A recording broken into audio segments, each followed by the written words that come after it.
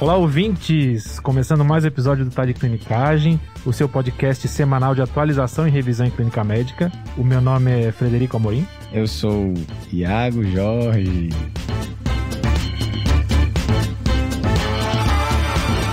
Iagão, a gente tem um convidado aqui hoje, né? Colaborador.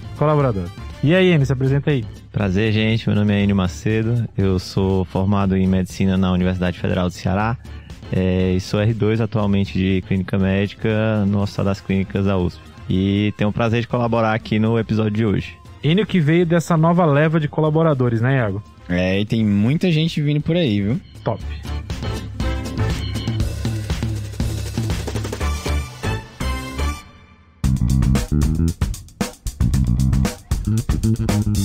Só que antes de começar o episódio, então, o episódio hoje sobre provas inflamatórias, PCR, VHS, procalcitonina, a gente tem um comunicado, né, Iago? Isso. Eu quero dizer que você que está escutando esse episódio, pare de ouvir agora para se inscrever no nosso curso de pronto atendimento Turma 2. Agora acabou de ser lançado o curso. Se você está ouvindo, na quarta-feira, dia 11, né, de maio. Então, como é que a pessoa faz pra se inscrever, Iago? Link na legenda. É desse jeito, Fredão. Vai estar na legenda o link. Perfeito. Então, se inscreve lá, o curso de PA que a gente fez com muito carinho pra vocês, segunda turma já. Que comprando hoje tem desconto, né, Iago? Isso, vai ter um desconto especial, mas é só para as 200 primeiras pessoas. Então, assim, corre lá, se inscreve, aproveita esse desconto, que tá muito bom. Top. Terminando a sessão Merchan, vamos pro episódio, pessoal? Vamos lá. Partiu o episódio.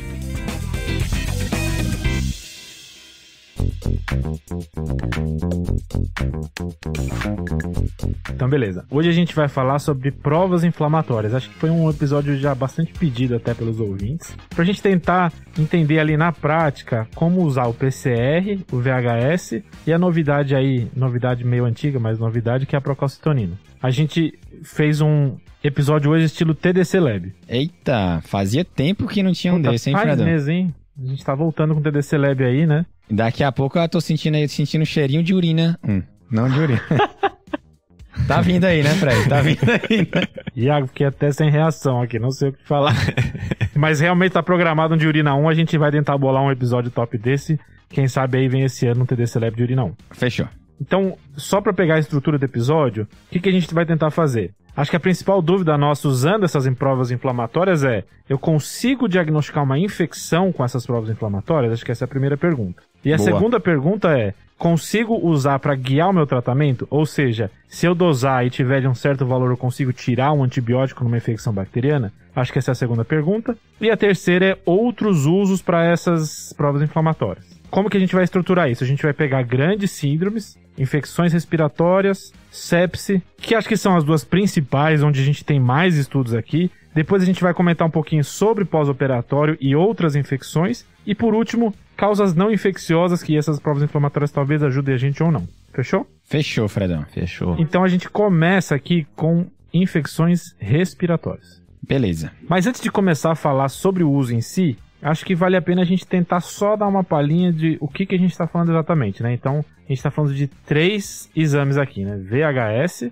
PCR, aqui o PCR proteína C reativa, não é o PCR cadeia de polimerase, e procalcitonina. É isso aí, Fredão. Esses 3 exames, eles têm em comum que eles são proteínas de fase aguda. Tá. E a definição para esse grupo é basicamente assim: são proteínas que a concentração aumenta em pelo menos 25% no estado inflamatório. Perfeito, por isso que às vezes a gente chama de provas inflamatórias, né? Elas vão subir durante a inflamação. Só que aí vem uma clinicagem, Fredão.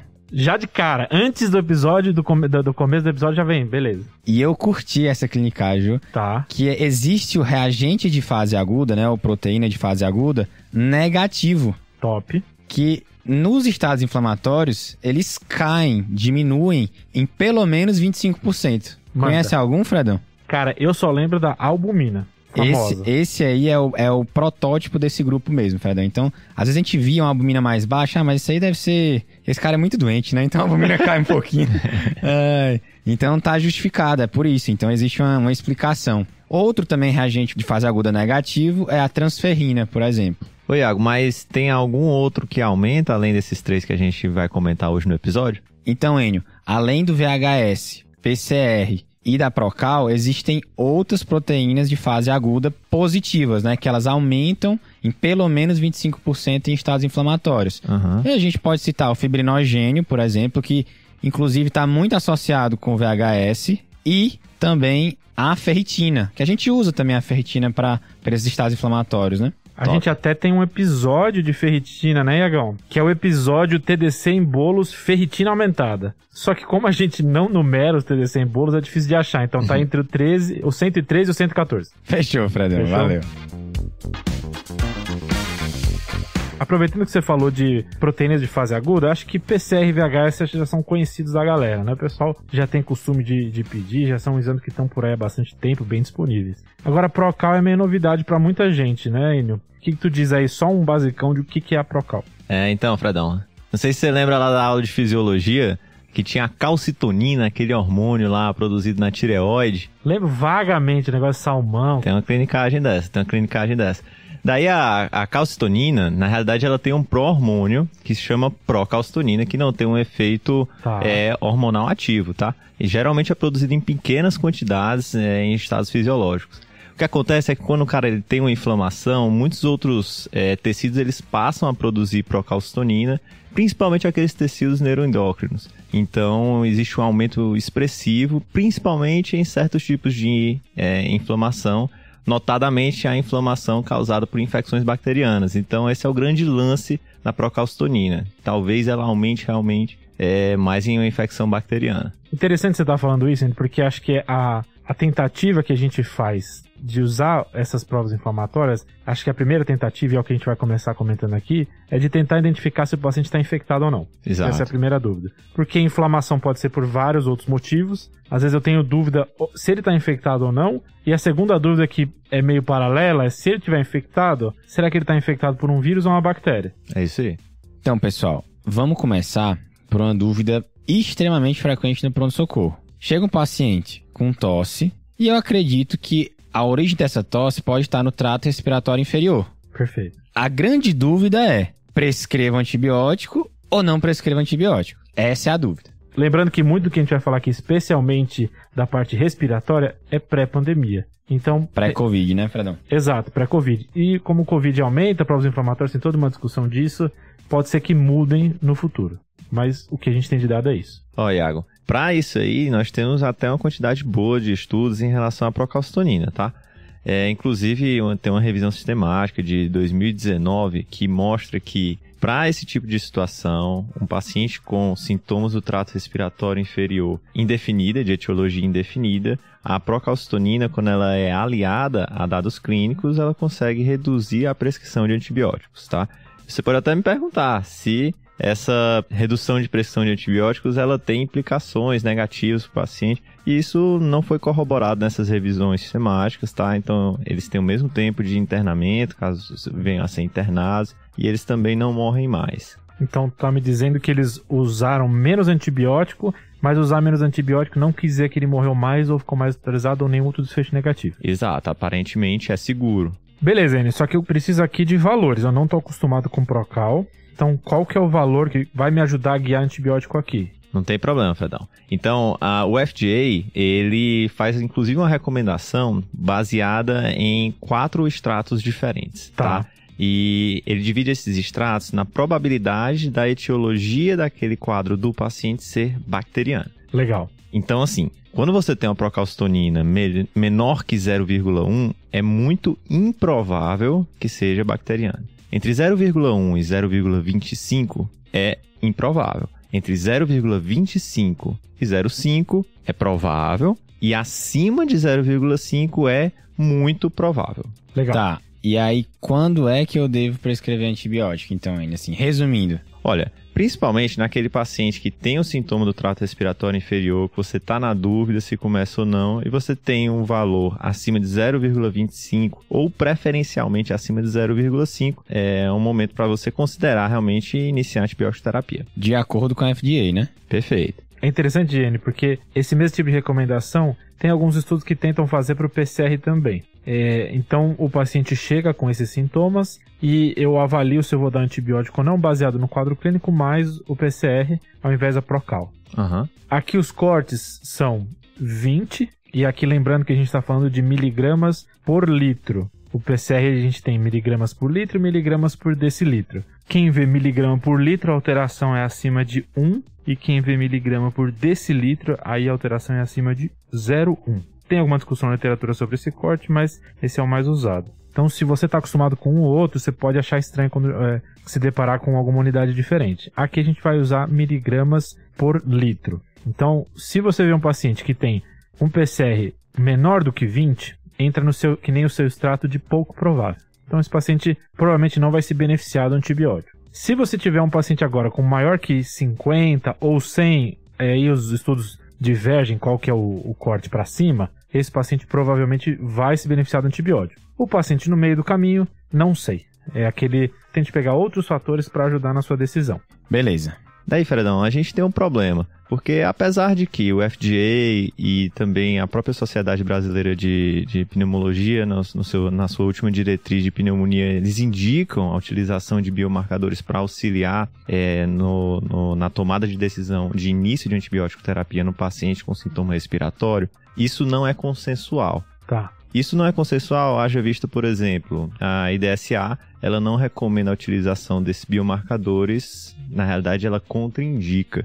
Por que isso acontece? Tem muito a ver com o desenho dos estudos, né, Fred? Acho que os estudos do PCI são parecidos com o da Procal, que eles são estudos pragmáticos. Uhum. Então, eu vejo o paciente com um quadro que eu não sei o que é, e aí eu uso o PCR para tentar me ajudar a indicar se o cara vai se beneficiar de antibiótico ou não. Aqui a gente não está falando de estudos para tentar diagnosticar a pneumonia. Exato. Isso é uma diferença que às vezes pode incomodar o ouvinte. É sutil. É sutil e tem toda uma discussão a respeito que acho que a gente não vai entrar aqui. O que a gente consegue dizer aqui é que não tem um consenso muito grande, existe uma discussão na comunidade científica sobre o uso tanto do PCR e agora muito mais da Procal, que está mais em voga, mas os estudos, alguns estudos mostram realmente diminuição de antimicrobiano. Só a gente aqui, né, passou a última hora discutindo sobre isso. Né? É complicado. Mas aí, galera, é importante a gente frisar. Naquele paciente que vai chegar para ti no pronto-socorro com um quadro de tosse produtiva, aguda, com febre alta, você fez o raio-x, tem um lobo inteiro consolidado, com broncograma, um quadro clássico de pneumonia. Fred, se você dosasse uma PCR ou uma procalcitonina e ela viesse baixa, você tinha coragem de não dar antibiótico pra esse cara? Não tinha, não. Eu ia dar antibiótico. Então acho que essa é a principal lição. Então é melhor nem pedir, né? Nesse caso é isso mesmo, é melhor nem pedir. Porque não vai mudar a tua conduta. Talvez o biomarcador ele seja mais interessante naquele caso que você de repente não tem tanta certeza se vale entrar com antibiótico ou não.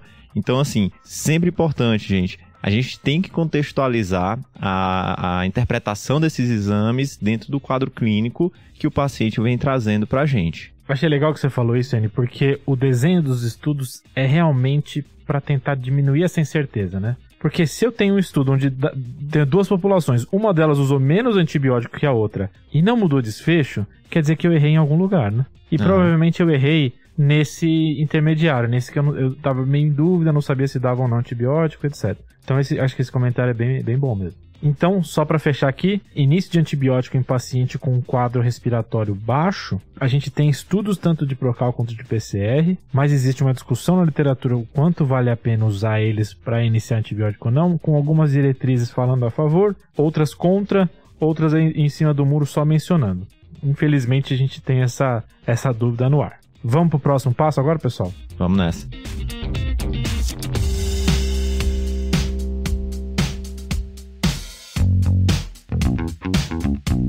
Fechou, pessoal. Então a gente falou aqui sobre iniciar antibiótico num paciente com suspeita de infecção respiratória inferior. Agora vamos dizer que eu estou num outro cenário. Eu já comecei o antibiótico e eu quero alguma coisa para me ajudar a suspender o antibiótico. Beleza. Como que os biomarcadores entram nesse processo? Então, a gente tem também aqui para procalcitonina vários estudos, tá, Fred, em relação a esse tema.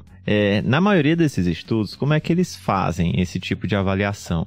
eles vão fazendo uma dosagem seriada de procalcitonina. Essa dosagem ela pode ser feita de 1 em 1, 2 em 2, até de 3 em 3 dias. Tá. E vão avaliando. Se a procalcitonina ficar menor que 0,5 ou se cair para menos de 80% do seu valor de pico, seria esse, segundo os protocolos dos estudos, né? Seria esse um momento interessante para você retirar o antibiótico. Entendi. E daí o que é que os estudos mostram, né? Existe uma consistência também entre os estudos, revisões sistemáticas, etc., que mostram que realmente há uma redução de tempo de uso de antibiótico utilizando esse tipo de estratégia para guiar o término da terapia. Esse tempo varia muito entre revisão e as revisões mais antigas também, as mais novas, mas gira em torno de 1 dia e meio até 2 dias e meio a menos de antibiótico. O que pode ser bastante, né? Especialmente em grandes populações, né?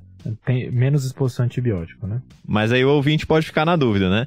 1 dia e meio, 2 dias e meio a menos, será que isso realmente faz alguma diferença para o meu paciente ou para a comunidade? Eu fiquei com essa dúvida aí também, viu, Andy? Sendo bem sincero. Pois então tem estudos para guiar isso aí, tá?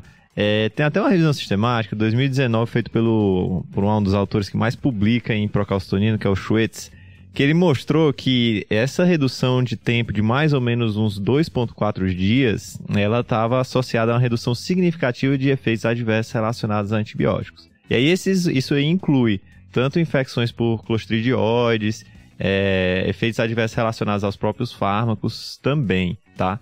Então, aparentemente, tem uma mudança de desfechos para o paciente. Enio, mas tem uma discussão aqui, apesar desse benefício, de que hoje em dia a gente está diminuindo os tempos de antibiótico terapia para as doenças, né? É verdade. Então, tem uma grande diferença. Quando esses estudos eles começaram a ser feitos, principalmente da PCR, mas também os estudos mais antigos da Procal, se fazia um tempo fixo de antibiótico terapia maior do que nós fazemos hoje, maior do que é recomendado de rotina pelas diretrizes mais atuais. Então, antigamente, por exemplo, se recomendava tratar por 10, 14, até 21 dias uma infecção bacteriana. Hoje, por exemplo, nas diretrizes de PAC mais modernas, está indicado um tratamento de 5 a 7 dias. Então, será que utilizando rotineiramente um tempo de antibiótico terapia menor, esse benefício ainda se mantém? Essa é uma dúvida que nós ainda não temos como responder, porque a grande maioria dos estudos foi feito em um outro período. Perfeito.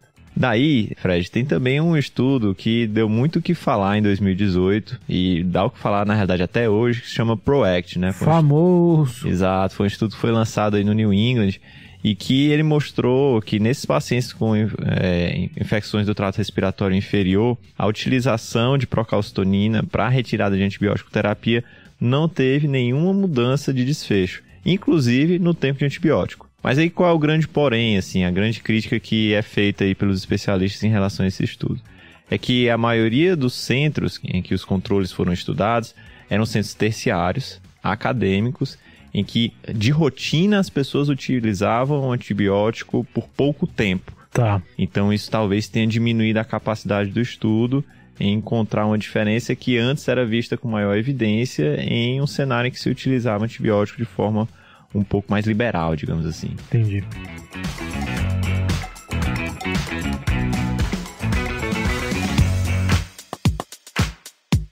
Aproveitando que a gente está falando de infecções respiratórias, tem um novo uso aí que está rolando da PCR, que é com DPOC exacerbado. Então, assim, o paciente chega com DPOC exacerbado, inicia antibiótico ou não? Aqui tem estudo com o paciente que vai ser hospitalizado e com o paciente ambulatorial. E os dois estudos mostraram que se eu guiar pelo PCR, talvez eu tenha o mesmo desfecho, mas usando menos antibiótico. Que é a onda aí dos estudos que a gente está comentando até agora de início de antibiótico. O GOLD ainda não se posicionou a favor disso. No GOLD 2022 ele até comenta que existem esses estudos, mas que eles precisam ser feitos em outras situações para ter uma recomendação forte. O corte de PCR foi para pacientes hospitalizados. Se ele tinha um PCR menor que 50, ele não recebia antibiótico, repetiu o PCR no dia seguinte. Se o PCR mantivesse menor de 50, ele não recebia antibiótico. Se tivesse maior, aí ele recebia. E para o paciente ambulatorial, era o corte de 20 a 40 e maior que 40. Se fosse menor que 20 não dava, maior que 40 dava, 20 a 40 ficava em um limbo. Essa estratégia teve uma diminuição de antibiótico diminuiu em 22% a prescrição de antibiótico. Então, tá aí talvez mais um uso do PCR no DPOC exacerbado. Só lembrando aqui, pessoal, que o PCR realizado nesse estudo era um PCR point of care, um pouquinho diferente do PCR que a gente geralmente usa. É um PCR que sai o resultado na hora, mas os resultados acabam sendo extrapolados para qualquer tipo de PCR por algumas pessoas. Beleza, então a gente começou falando de infecção do trato respiratório inferior, passamos aí pela DPOC, agora vamos para sepse, que aí já é até a palavra, né? Sepse, é um negócio mais grave, né, Fredão? Rapaziada, é tão grave, que você não deve nem utilizar um biomarcador para te orientar quanto ao início ou não de antibiótico nesse tipo de situação, né, não, Fred? Rapaz. Legal, então o que a gente tá falando aqui, a gente não vai falar aqui de início de antibiótico na sepse, né? Sim. Suspeitei que é sepse, vou começar. Exato, é um diagnóstico tempo sensível. Quanto mais tempo você perde, pior o prognóstico do teu paciente. Então a gente já vai pular direto para tirada de antibiótico na sepse. Exato, aquele paciente que começou um quadro séptico, subiu para UTI, e agora? Qual é o melhor momento de tirar o antibiótico dele? Top. Então, quando a gente vai falar de procalcitonina, o maior corpo de evidências realmente vem nesse contexto. Vem no contexto da retirada de antibiótico terapia no paciente séptico. A metodologia utilizada nesses estudos geralmente é aquela mesma que a gente comentou, ou seja, uma procalcitonina menor que 0,5 ou então a redução do seu valor de pico até níveis mensurados menor que 80%. E viu-se que, na realidade, quando você utiliza esses critérios, você diminui o tempo de antibiótico terapia também de forma discreta. Um dia e meio, 2 dias, por aí. Que a gente já comentou por que isso pode ser importante, né? Exato. Daí, é até importante, galera, frisar aí que o que a gente comentou é endossado também por entidades importantes, notadamente aí o Surviving Sepsis Campaign de 2021, que fala justamente isso, né? Que a procalcitonina não deve ser utilizada para o início de antibiótico terapia. Legal. Mas eles, por outro lado, indicam o uso de procalcitonina aliada à avaliação clínica rotineira para a descontinuidade de antibiótico. É interessante que esse momento que eles comentam da procalcitonina, eles também comentam um pouco do PCR. Não tem uma indicação tão direta quanto a da procalcitonina, fica meio em cima do muro, mas comenta que algumas pessoas usam o PCR e tem até estudo com paciente em sepse, choque séptico, etc., que usou o PCR para guiar. Então, apesar da recomendação não ser formal, eles comentam que pode ser usado. Aproveitando que a gente está na UTI, acho que tem um comentário aqui para fazer sobre PAV, pneumonia associada à ventilação. Existe uma orientação direta na diretriz de PAV, na verdade nas 2 diretrizes recentes de PAV, de não utilizar o PCR para tentar diferenciar PAV de outra doença. Então, de tentar diagnosticar PAV. Então, para PAV especificamente, PCR não é recomendado. E a procalcitonina também não, hein, Fred? As diretrizes também concordam nisso aí. Fechou.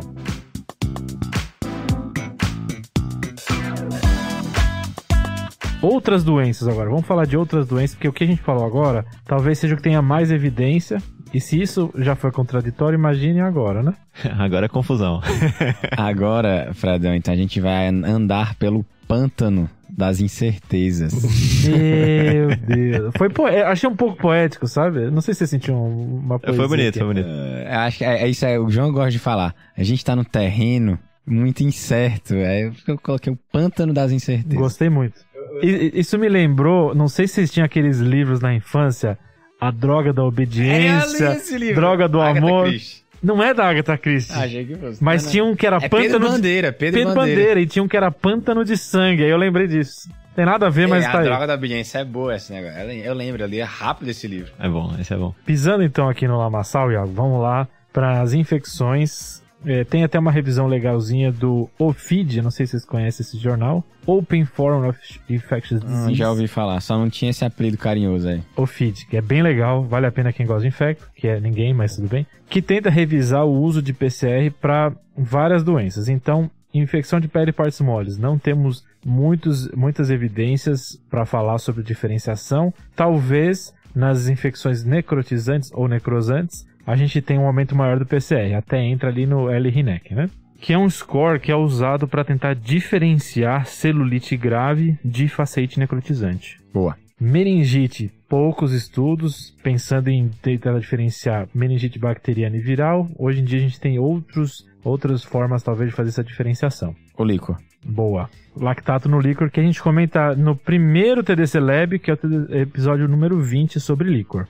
Osteomielite. É esperado que na osteomielite aguda eu tenha uma subida grande de PCR e com o tratamento tem uma queda brusca do PCR. Então, a diretriz de osteomielite vertebral da Sociedade Americana de Infecto orienta usar PCR-VHS como adjuvante no diagnóstico, assim como o seu uso para avaliar a resposta ao tratamento. Mas como eles mesmos comentam, a evidência não é tão boa quanto várias coisas que a gente já comentou hoje aqui. Beleza. Já para procalcitonina, a osteomielite tem até essa clinicagem, viu? Que é até bom evitar o seu uso, porque em infecções localizadas como osteomielite, abscessos profundos, a procalcitonina ela pode não aumentar e ela pode te guiar erroneamente. É legal isso porque essas infecções, como osteomielite, o PCR também pode vir baixo, então não necessariamente está aumentado, mas se ele estiver aumentado, eu posso tentar usar ele como guiar. Mas é legal que você falou que a procalcito talvez nem pedir, né? Isso. Fechou. E infecção de trato urinário tem estudo poucos com crianças que talvez um PCR menor que 20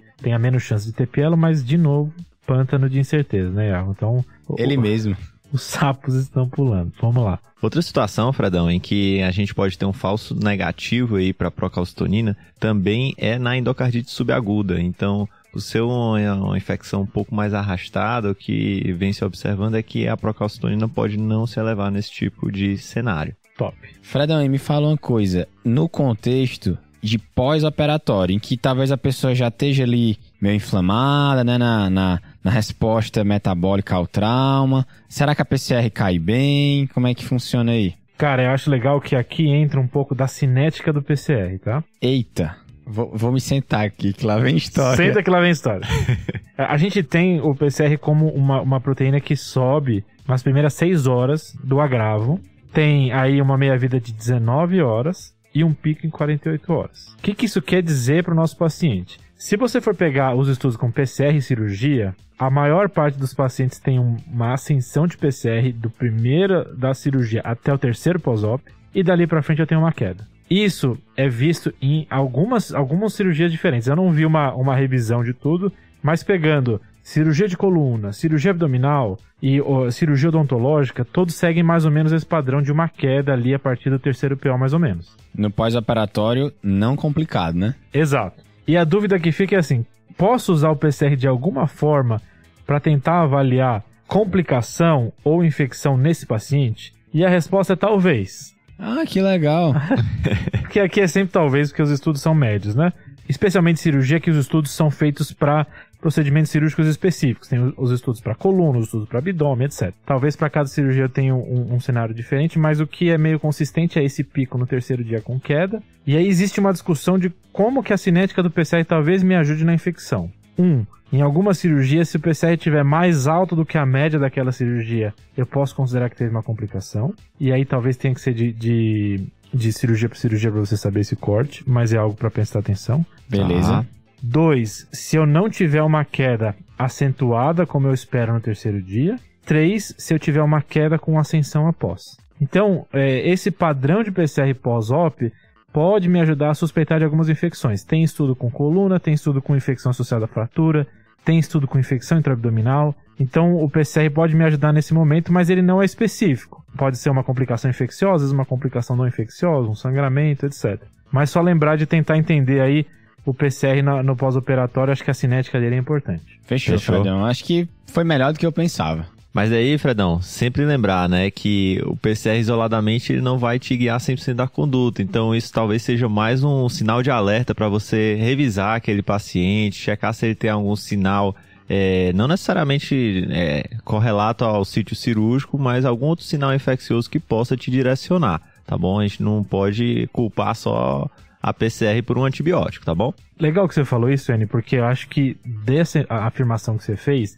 talvez venha toda uma discussão sobre pessoas que gostam e não gostam de usar PCR, né? É verdade. Existe acho que existem algumas pessoas que odeiam usar PCR, acho que vocês já entraram em contato com isso, e se você vê na literatura o pessoal que fala assim, eu nem peço. E tem as pessoas que pedem pra tudo. E acho que a ideia é talvez usar ele, mas com a parcimônia de interpretar ele como você falou.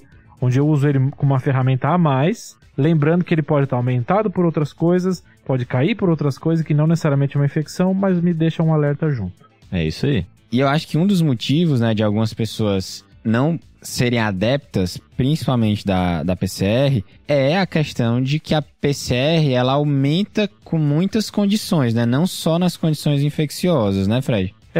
Acho que aqui tem uma lista gigante de condições que aumentam o PCR. Aqui entra doenças reumatológicas. Então, muitas doenças reumatológicas aumentam o PCR. Neoplasia aumenta a PCR. E aí, esses pacientes, a interpretação dos valores do PCR é muito mais difícil. Sangramento aumenta a PCR. Trauma aumenta a PCR. Rabdomiólise aumenta a PCR. Então, assim, a gente topada. Se eu topar, assim, né? Deve dar uma subidinha ali. Se for forte o suficiente, né? O meu PCR já é mais alto, provavelmente. Agora, com essa topada, então, meu Deus.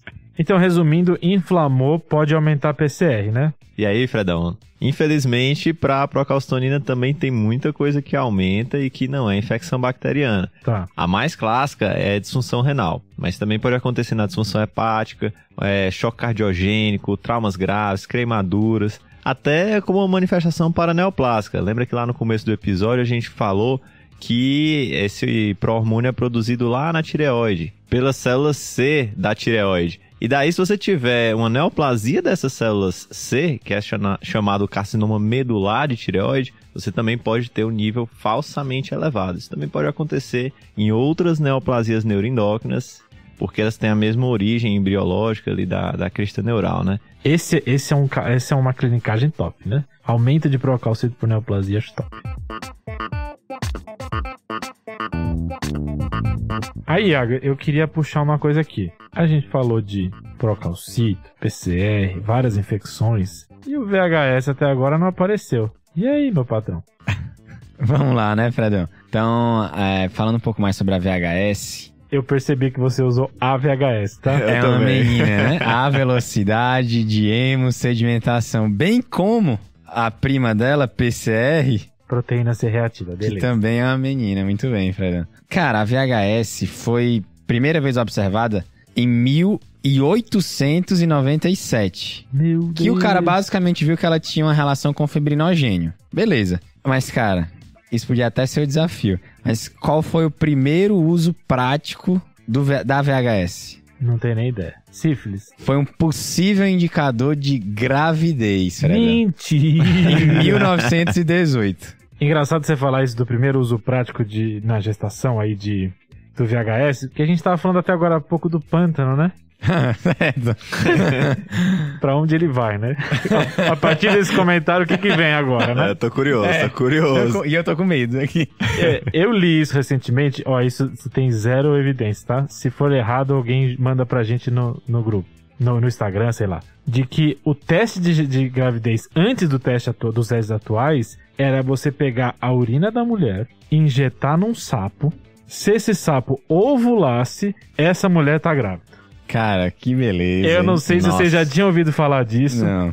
Pode ser uma fake news total, se alguém aí que estiver ouvindo sabe se é fake news ou verdade, mas eu vi a história aí. Mandei, joguei. Mas eu confesso que eu fui procurar essa resposta. O que surgiu primeiro? O beta-HCG ou o VHS na gravidez? E aí eu acho que foi o beta-HCG mesmo. Foi 1900 e um pouquinho. 1912, por ali, sei lá. Mas então ele não foi bem usado nisso daí, foi mais uma associação. Então, assim, essa mulher que tá grávida vai aumentar o VHS.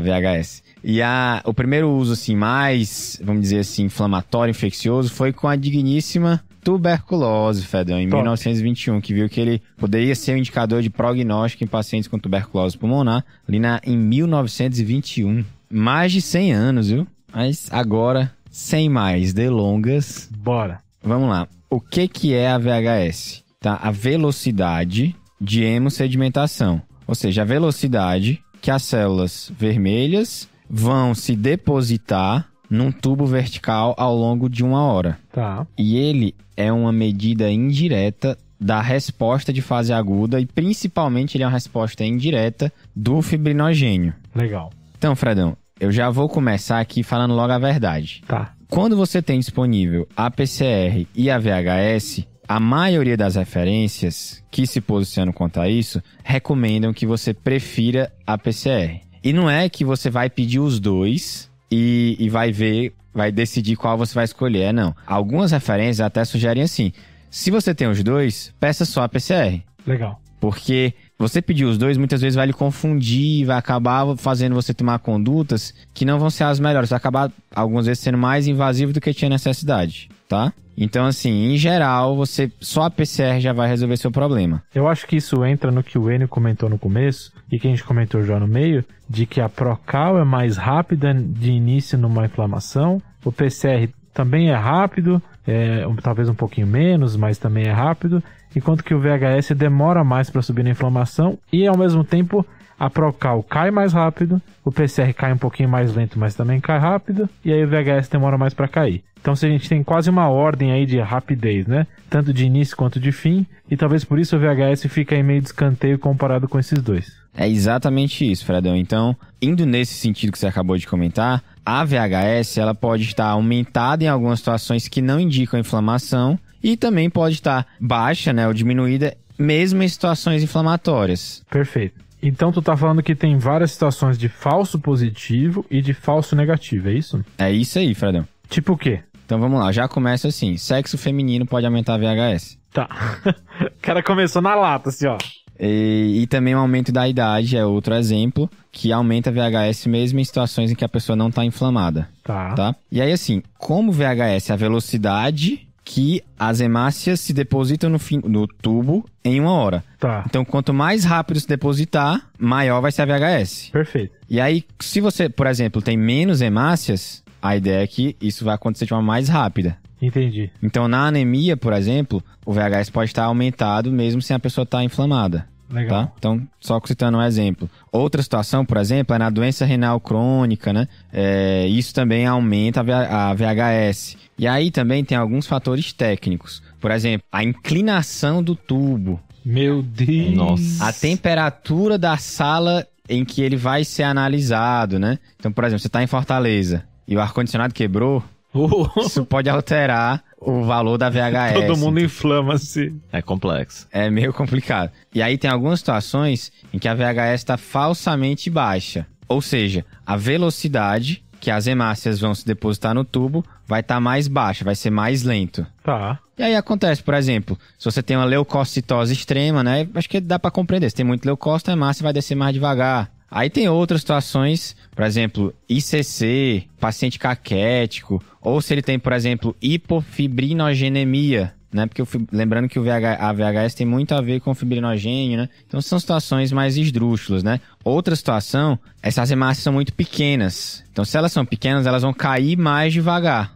O que parece que tu tá me fazendo é uma ficha criminal do VHS. A gente comentou que ele é mais lento que as outras, agora tu tá me falando que ele sobe por coisas nada a ver. É exatamente isso, Fredão. Então assim, agora tem uma situação que talvez a VHS, ela ajuda de forma indireta. Eu acho que você tá sugerindo uma das grandes clinicagens desse episódio, que é o lúpus. Isso mesmo. Cara, essa informação é top. Então, a ideia é que o lúpus, quando tá em atividade, o VHS aumenta, mas especificamente no lúpus, o PCR não. Olha só. Isso, na atividade lúpica, né? Exato. Na atividade lúpica, o VHS aumenta, mas o PCR não aumenta, especificamente no lúpus, né? Isso é diferente da artrite reumatoide, etc. Aqui a gente está falando do lúpus. Se o paciente tiver infectado, aí o PCR aumenta.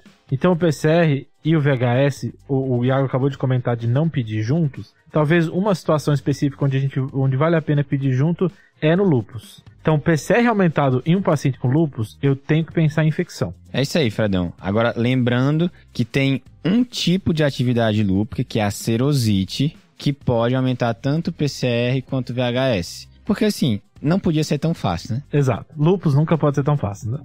Então, vamos pensar assim. Se eu tenho um paciente com VHS alto e um PCR baixo, eu penso que deve ser atividade. Se eu tenho VHS alto e um PCR mais alto, eu posso pensar que é atividade com serosite ou infectado. Pensando nisso, alguns estudos tentaram ver se a gente podia fazer alguma relação entre eles. E existe essa relação, é a relação VHS por PCR. A relação VHS por PCR, então um dividido pelo outro, se eu usar VHS em milímetros por hora e o PCR aqui por miligramas por decilitro, é importante eu saber aqui as unidades para fazer essa continha certa. Se a relação deles for menor ou igual a 2, ou seja, eu tenho bastante PCR para VHS, a chance de infecção é mais alta. Tá. Se ela for ao contrário, maior ou igual a 15, ou seja, eu tenho um monte de VHS e pouco PCR, aí provavelmente é atividade. Se tiver no meio do caminho, entre 2 e 15, eu tenho aí uma taxa de infecção alta, mas ainda pode ser atividade e aí talvez entre a serosite. Esses estudos com lúpus são pequenos, não é como aqueles estudos de PCR e Procal que a gente comentou das outras doenças, mas é algo para pensar no PS. Então, o paciente lúpico, que eu não sei se está infectado ou não, talvez pedir um VHS PCR ajude, e até teve um caso clínico do TDC onde isso aconteceu. Não sei se você lembra, algo você que fez o caso. Eu tava temendo que você fosse dizer isso, Fredão. Por quê? Porque eu não lembro. Então eu nem vou contar o caso, que é uma surpresa. Mas a resposta era lúpus. Eita, agora eu lembrei. Aí aqui existe aí uma hiperfisiopatologia aí, por que o PCR talvez não suba no lúpus, é porque o lúpus...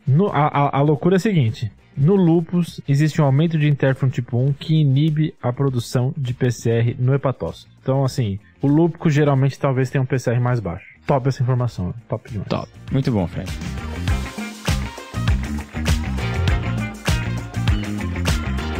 Aí, assim, também existem algumas situações em que a VHS meio que se equipara à PCR. Legal. Então, assim, na artrite reumatóide, que a gente vai monitorar a atividade da doença. Então, assim, talvez, né, sempre o pântano de incertezas. Perfeito. Mas talvez a VHS se equipare aqui à PCR. Então, aqui não é claro qual é melhor das duas. Fechou. Em outra situação, é também na polimialgia reumática e arterite de células gigantes. Nesse cenário dessas duas doenças, VHS e PCR se equiparam tanto no diagnóstico quanto na atividade de doença. Claro que nunca é demais ressaltar que paira muita incerteza sobre essa afirmação que eu coloquei. Posso jogar puxar para infecto aqui, não? Sempre, Fredão. É sempre um prazer. Especificamente na otite externa necrosante. Ah, tá. Talvez o VHS seja uma boa para eu avaliar, para eu monitorar o tratamento. Então, se a gente está nas viagens, vamos viajar, né? Também a procalcitonina tem alguns estudos, hein, Fred, em relação à atividade de doenças reumatológicas. Aparentemente, ela não se eleva nesse tipo de situação e isso pode ser também utilizado como artifício para ajudar a diferenciar uma atividade de doença de uma infecção bacteriana.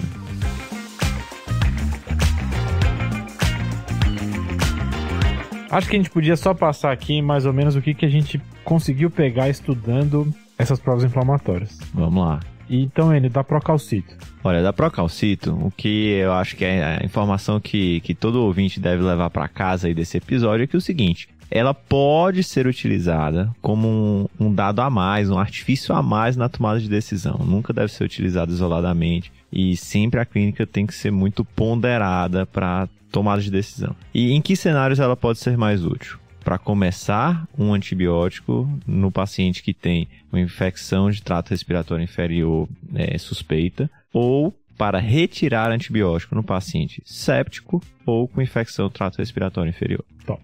E o VHS, Iago? Acho que a grande lição é que se você tem uma PCR, não precisa você pedir uma VHS.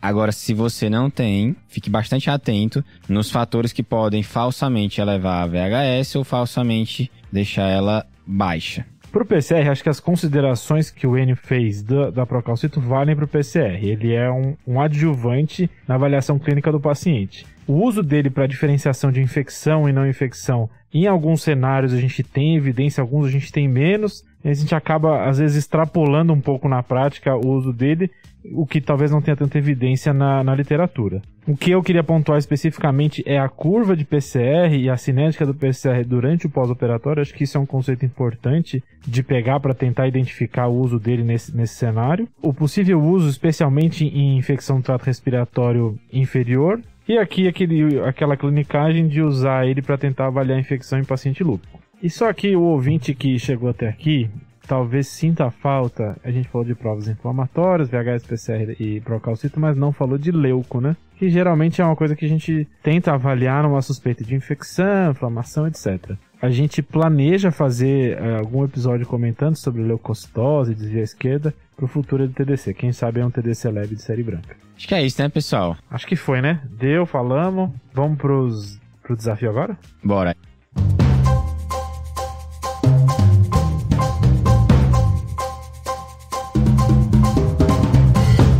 Então vamos à resposta do desafio da semana passada. Então, galera, o desafio da semana passada foi um homem com vários fatores de risco para a doença coronariana que teve uma dor no peito, uma síncope depois disso, e no cateterismo tinha um achado que contraindica o uso de nitratos, como por exemplo o de nitrato de desorsorbido, o famoso Isordil. Esse achado é uma ponte intramiocárdica. É quando a artéria coronária passa por dentro do músculo cardíaco e o uso do Isordil, dentre outros problemas, pode causar um ataque cardíaco, aumentando o número de vezes por minuto que o coração contrai e comprime essa artéria. Beleza? E quem acertou o desafio foi a Amanda Hipólito. Ela mandou pra gente aí no Instagram a resposta do desafio, que era a ponte miocárdica, e parabenizou a gente pelo podcast, curso. Muito obrigado pelo apoio, viu, Amanda? Um salve. Agora vocês estão preparados para uma viagem, não? Vamos lá, né? Depois desse episódio, tá preparado pra tudo. Vai ser uma brisada nível Dragão de Komodo, tá? Dos criadores de Dragão de Komodo vem agora esse desafio. Isso. Tá, entendi. Você pega um paciente de 52 anos, do sexo masculino, que começou um nódulo na região do dedão há 10 anos. 10 anos? Esse nódulo supura às vezes, então começa a sair secreção, começa a ter dor local e depois melhora. Tá. Ele acha que esse nódulo começou depois que ele estava limpando um aquário. Aí ele machucou o dedão e dali pra frente ele ficou com esse nódulo que não melhora. Beleza. Você tem alguma hipótese pra esse nódulo? Fica aí o questionamento. É muita viagem isso, pessoal? Acho que é um pouco, né? Vamos ver. Então, mande aí a resposta pra gente no inbox do Instagram, por e-mail, por carta. Não tem nada a ver com PCI, VHS e Procalcito, mas como a gente não achou nenhum desses, virou essa aleatoriedade. Bora pro salves? Vamos lá. Bora pro salves. Como é de praxe, o convidado da noite, e agora está bem noite mesmo, 1h10 da manhã aproximadamente, Doutor Enio vai falar o salve dele. E aí, Enio, o que você tem de salve? Olha, eu vou ter muito salve hoje. Bom, meu primeiro salve vai pra minha noiva, Ana Luísa, que me apoia sempre incondicionalmente. Vou mandar um salve também pro meu grande amigo, Caio Botelho, que é um fanzaço aqui do Tá de Clinicagem e encomendou esse salve. E por último, pro meu grupo de residência, na residência de Clínica Médica, a Panela Miceli, um grande salve aí também. Boa. Top, hein? Salve, pessoal. Rodei com a Ana, ela é top. Um abraço, Ana.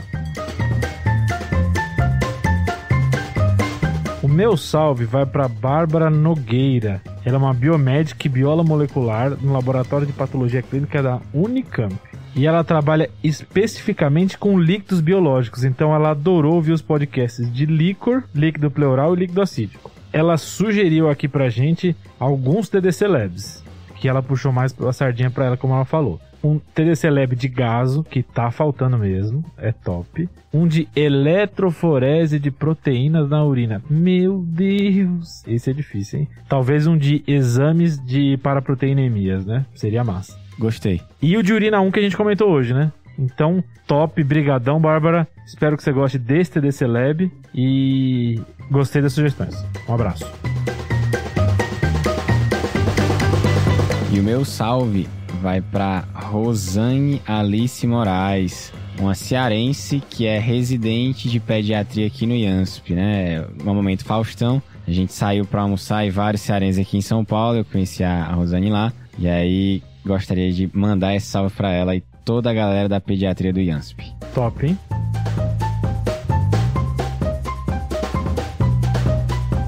Só lembra de seguir a gente nas redes sociais, então o site tadeclinicagem.com.br, o site do curso TDC, cursotdc.com.br. Se inscreve lá no curso, não esquece. Boa, promoção ainda deve estar rolando, ainda mais se você ouviu no 1.2, 1.5, 2 então você tá top. A gente tá com bastante conteúdo no YouTube também, então se quiser dar um apoio pra gente lá no YouTube. E sempre aí no Instagram, no Twitter, se vocês querem conversar com a gente tá aí. Obrigadão, pessoal. Valeu. Falou!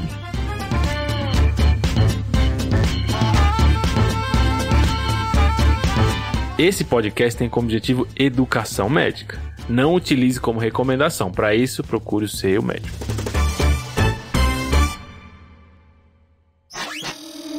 Essa é uma produção do Bicho de Goiaba.